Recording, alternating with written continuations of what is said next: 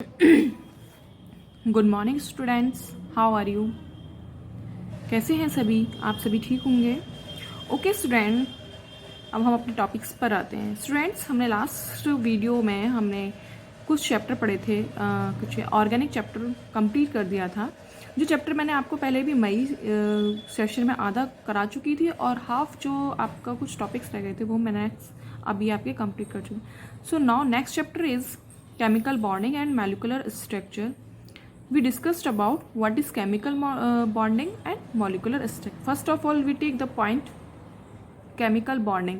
Chemical bonding होता क्या है स्टूडेंट्स? हम बात करते हैं कि केमिकल बॉन्डिंग यानी कि केमिकल बॉन्डिंग हमारा होता क्या है, कैसे बनता है, किन किन के बीच बनता है।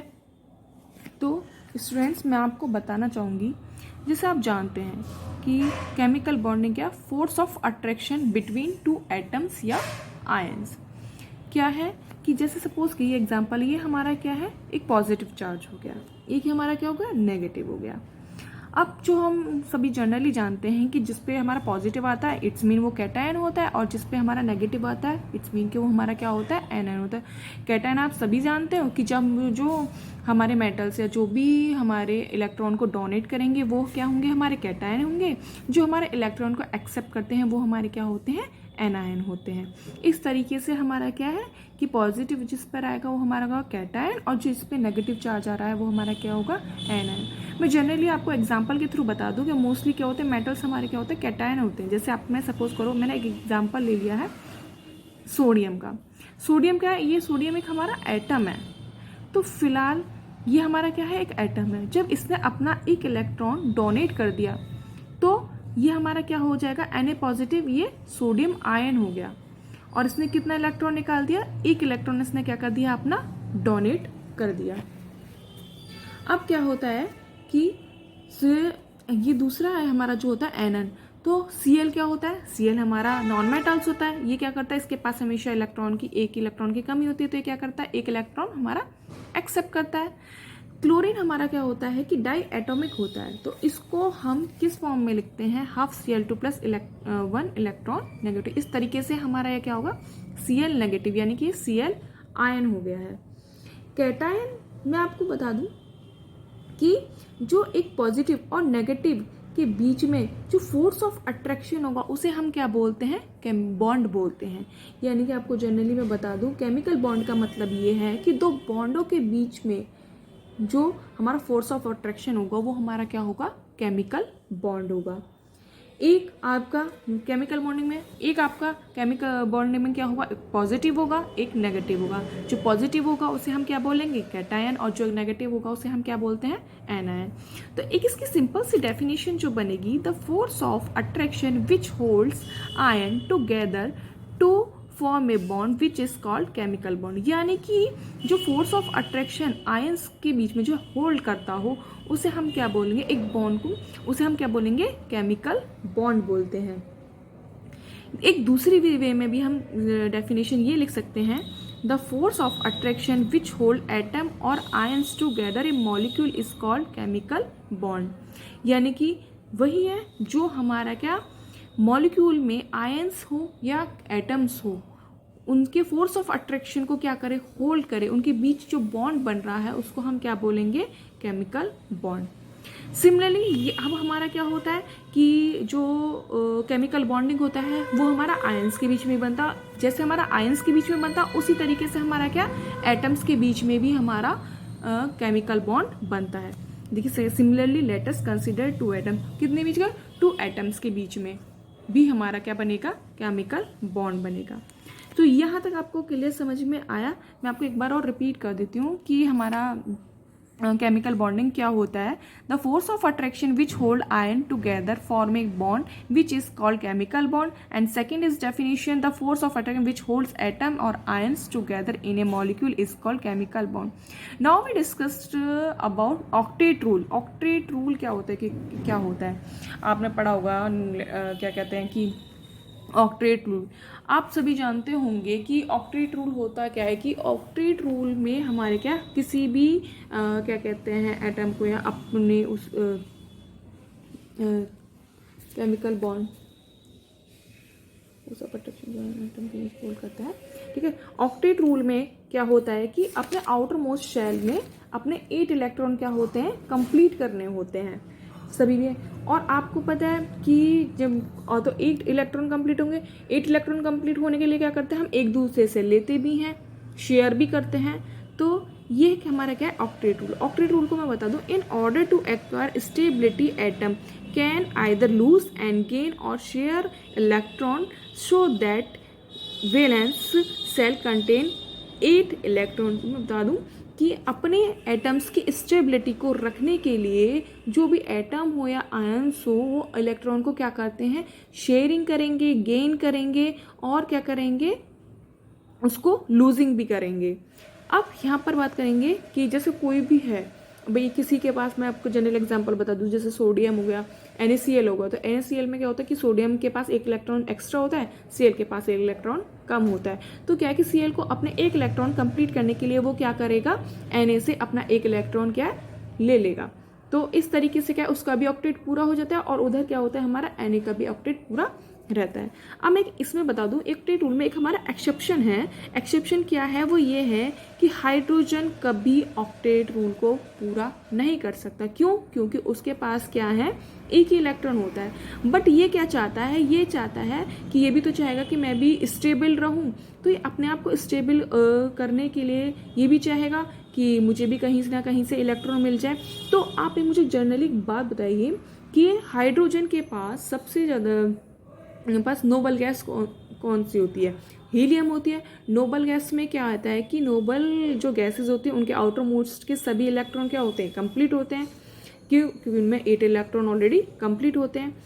ये अब उसमें क्या, हाइड्रोजन के पास वाली नोबल गैस कौन सी होती है, हीलियम होती है। क्यों? क्योंकि हाइड्रोजन के पास कितने इलेक्ट्रॉन होते हैं, 1 इलेक्ट्रॉन, और हीलियम के पास कितने इलेक्ट्रॉन, 2 इलेक्ट्रॉन होते हैं। क्योंकि इसके आउटर मोस्ट शेल में क्या 2 इलेक्ट्रॉन, तो 2 इलेक्ट्रॉन से वो कंप्लीट होता है। तो ये हाइड्रोजन क्या करेगा, अपने इलेक्ट्रॉन को कंप्लीट करने के लिए 1 इलेक्ट्रॉन इससे लेना चाहेगा। जब ये 1 इलेक्ट्रॉन इससे लेगा तो ये क्या कहलाएगा, इसे हम ऑक्टेट नहीं बोलेंगे, दे हैव डुप्लेट स्टेट। इसकी जो स्टेट होगी वो कैसी होगी, डुप्लेट स्टेट होगी। नेक्स्ट क्या है, मैं एग्जांपल बता दूं, जैसे सोडियम हो गया, सोडियम का फॉर्मूला क्या है, Na हो गया, एटॉमिक नंबर कितना होता है, 11 हो गया। अगर हम इसका इलेक्ट्रॉनिक कन्फिग्रेशन करेंगे तो ये क्या होगा कि 281, यानी कि क्योंकि इसका एटॉमिक नंबर 11 होता है तो इलेक्ट्रॉनिक कन्फिग्रेशन करें तो कितना आएगा, 281। अब क्या करेंगे, इसमें से सोडियम का हमने 1 इलेक्ट्रॉन किसी को दे देता है, तो इधर आप देखिए इसका कन्फिग्रेशन का 281 है, और इसके पास जब 1 इलेक्ट्रॉन इसने डोनेट कर दिया तो इसके पास कितने इलेक्ट्रॉन रहेगा, आउटर मोस्ट शेल में 8 इलेक्ट्रॉन होंगे। तो इस तरीके से सोडियम का जो सोडियम आयन ये बन गया, कब, 1 इलेक्ट्रॉन देने के बाद। और इसके शेल में क्या है, आउटर मोस्ट शेल में कितने इलेक्ट्रॉन रह गए, 8 इलेक्ट्रॉन। आप मुझे बताइए सोडियम के पास नोबल गैस कौन सी होती है, सोडियम के पास। तो ये भी तो अपने आप को चाहेगा कि मैं भी नियॉन की तरह अपने आप को स्टेबल रखूं। क्यों? नियॉन का एटॉमिक नंबर कितना होता है, 10 होता है। तो नियॉन के एटॉमिक नंबर में जब हम इलेक्ट्रॉनिक कन्फिग्रेशन करते हैं तो कितना आएगा, 2 और 8 इलेक्ट्रॉन आते हैं। तो इसके पास भी इस तरीके से जब ये अपने इलेक्ट्रॉन को लूज कर देगा तो इसके पास भी कितने रह गए, 2 और 8 इलेक्ट्रॉन हो गए। और इसके पास वाला जो नोबल गैस होती है वो कौन सी होती है, नियॉन होती है। तो ये भी क्या चाहेगा कि नियॉन की तरह अपने आप को स्टेबल रखे। अब नेक्स्ट टॉपिक हमारा आता है आयनिक बॉन्ड। हमारा आयनिक बॉन्ड या इलेक्ट्रोवेलेंट बॉन्ड। अब हम बात करते हैं आयनिक बॉन्ड हमारा होता क्या है, how is ionic bond form, कि आयनिक बॉन्ड हमारा कैसे बनता है। मैं आपको बताऊँ आयनिक बॉन्ड का मतलब है बेटा the complete transfer of electron, यानी कि इलेक्ट्रॉन का कंप्लीट ट्रांसफर। अब आयनिक बॉन्ड बनता किन किन के बीच में बनता है, आयनिक बॉन्ड आयंस के बीच में बनता है, किसके बीच में बनता है। अब मैं आपको बता दूं कि एक हमारा क्या है, पॉजिटिव चार्ज आयन, जिसे हम क्या बोलते हैं, एन आयन।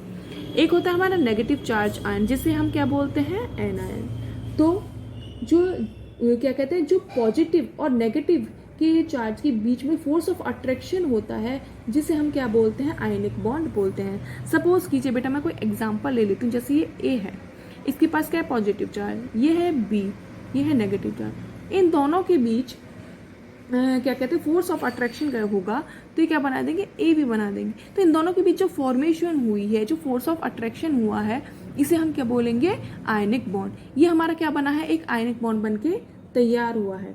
अब मैं आपको जनरली की definition the bond form by complete transfer of one or more electrons from one atom to another atom leading to formation of ion which are linked together by electron static force of attraction is called ionic bond. क्या है कि the bond, जब भी कोई bond बनाते समय electron का क्या कंप्लीट ट्रांसफर होगा वन या मोर इलेक्ट्रॉन किसके बीच में, one atom to another atoms, one atom to another atoms के बीच में, leading the formation of ion यानी कि आयंस के बनते समय विच आर लिंक टूगेदर, जिससे क्या है कि वो एक दूसरे से क्या होंगे, लिंक्ड होंगे. Force of attraction is called, जो इनके बीच में फोर्स ऑफ अट्रैक्शन होगा वो हमारा क्या होगा, आयनिक बॉन्ड कहलाएगा. आयनिक बॉन्ड हमारा बनता है. अब आपको मैं जनरली एग्जांपल ये बता देती हूँ, आयनिक बॉन्ड फॉर्मेशन इन्वॉल्व, यानी कि आयनिक बॉन्ड के फॉर्मेशन में क्या क्या चीज़ हमारी इन्वॉल्व होती हैं. First, formation of cation, formation of anion and electrostatic attraction between opposite ions. Formation of cation, अगर हमारा कैटायन नहीं होगा तो आयनिक बॉन्ड नहीं बनेगा भाई. उसमें कैटायन होने के लिए भी तो फॉर्मेशन फोर्स ऑफ अट्रैक्शन के लिए क्या कैटायन होना भी चाहिए भाई. जब कोई इलेक्ट्रॉन डोनेट ही नहीं करेगा तो लेगा कैसे. फिर दूसरा हमारा क्या होना जरूरी है, एनायन का होना जरूरी है. क्यों, जब हमारा इलेक्ट्रॉन खाली हमारे पास सपोज देने वाला हुआ, लेने वाला नहीं हुआ तो फिर कैसे क्या कहते हैं आयनिक बॉन्ड बन जाएगा. और दूसरा क्या, इलेक्ट्रोस्टैटिक या अपोजिट आयंस, एक दूसरे की यानी कि पॉजिटिव नेगेटिव चार्ज की वो. नेक्स्ट मैं एग्जांपल के थ्रू बताती हूँ. जैसे क्या, फॉर एग्जांपल मैंने ले लिया NaCl, sodium chloride. Sodium chloride में क्या होता है कि आप देखेंगे एक सोडियम हमारा क्या हुआ, ये कि पॉजिटिव चार्ज होता है, Cl पे हमारा क्या है, नेगेटिव चार्ज हो गया. अब इधर क्या हमारा Na, इधर इसने क्या करा, एक इलेक्ट्रॉन अपना लूज कर दिया, और इधर Cl ने क्या करा, हमारा एक इलेक्ट्रॉन इसका जो है क्या है, एक्सेप्ट कर लिया. ये हमारा क्या हुआ, इसमें हमारा कैटायन भी है, एनायन भी है. इस तरीके से आपको हमारा क्या बन गया, ये आयनिक बॉन्ड. और इसी के formation of force of attraction या इलेक्ट्रॉन शेयरिंग एंड इलेक्ट्रॉन का लूजिंग एंड गेनिंग, ये हमारा क्या होगा, आयनिक बॉन्ड होगा. और इसी वजह से हम इसको आयनिक बॉन्ड या इलेक्ट्रोवैलेंट बॉन्ड भी कहते हैं. मैं बता दूं आपको बेटा, जब भी कोई हमारा बॉन्ड फॉर्मेशन करेगा या जब भी कोई हमारा बॉन्ड बनेगा, उसके बीच जो एनर्जी रिलीज होती है उस एनर्जी को हम क्या बोलेंगे, लैटिस एंथैल्पी. यानी कि लैटिस एंथैल्पी उसको बोलेंगे. जब भी कोई भी बॉन्ड बनेगा, कुछ भी बनेगा, उसे हम क्या बोलते हैं, लैटिस एंथैल्पी बोलते हैं.